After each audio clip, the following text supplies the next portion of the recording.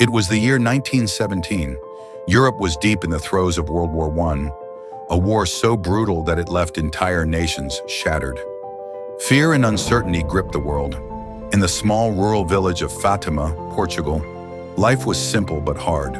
Families worked the land, prayed for peace, and tried to survive the chaos that was tearing the world apart.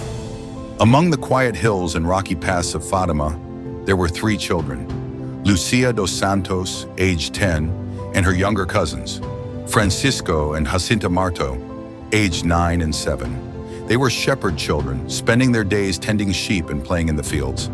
But their lives, in the course of history, were about to change forever. It all began on May 13, 1917. The children were tending to their sheep in a field known as Cova de Iria when a brilliant flash of light cut through the sky. Frightened, they looked up and saw a figure bathed in light descending from the heavens. Before them stood a beautiful lady, dressed in white, her face radiant with peace. Lucia was the first to speak. "Who are you?" she asked. The lady smiled gently and replied, "I am from heaven." She told the children not to be afraid and asked them to return to this spot on the 13th day of each month for the next 6 months. She also asked them to pray the rosary every day to bring peace to the world and an end to the war. When the children returned home and shared their story, their parents and neighbors were skeptical.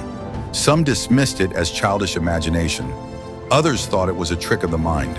But the children insisted it was real, and they returned to the Cova de Iria the next month. By July, word of the apparitions had spread throughout Fatima and beyond. Hundreds of people gathered at the field to see the children's mysterious visitor. But the crowd saw nothing. Only the children could see her. The lady told the children that she would reveal a miracle so that everyone would believe. But she also gave the children grave warnings. The war would soon end, but if people did not turn away from sin, a far worse conflict would arise. She spoke of a terrible punishment, a vision of hell, where souls would suffer for eternity if mankind did not repent. Finally, she revealed that the Pope himself would suffer greatly and that the church would face persecution from within and without. The authorities became alarmed. The local government, which was anti-Catholic, accused the children of spreading dangerous superstitions. They were threatened, ridiculed, and even imprisoned. But the children stood firm. Lucia, Francisco, and Jacinta refused to deny what they had seen, even when threatened with death. On October 13, 1917, more than 70,000 people gathered at the Cova de Iria.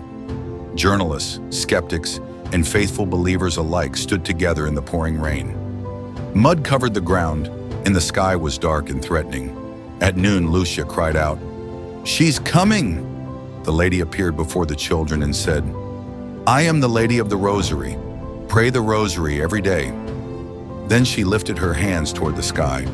Suddenly, the rain stopped. The clouds parted and the sun appeared as a dull silver disk.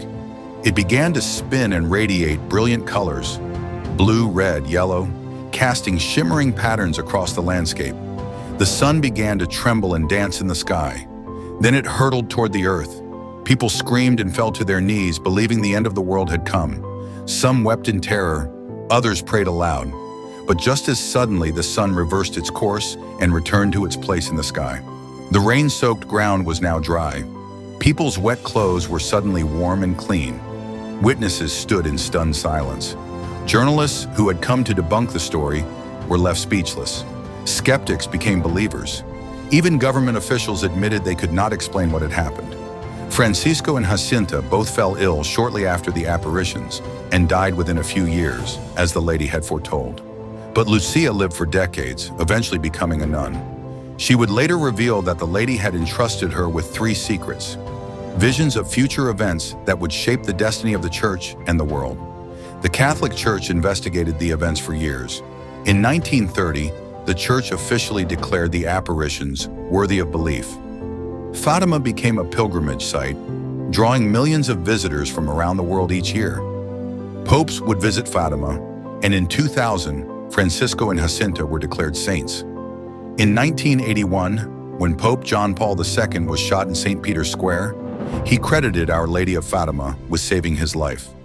Noting that the assassination attempt occurred on May 13th, the anniversary of the first apparition, The bullet that nearly killed him now rests in the crown of the statue of Our Lady of Fatima. The miracle of Fatima remains one of the most extraordinary events in religious history. The message of Fatima, to repent, pray, and turn toward God, remains as relevant today as it was over a century ago. Lucia once said, "In the end, my immaculate heart will triumph." The story of Fatima is not just about miracles. It's about faith, courage, and the power of prayer. It's a reminder that even in the darkest times, the light of hope and redemption can shine through. Because sometimes the most miraculous events happen when we least expect them, even when the sun dances in the sky.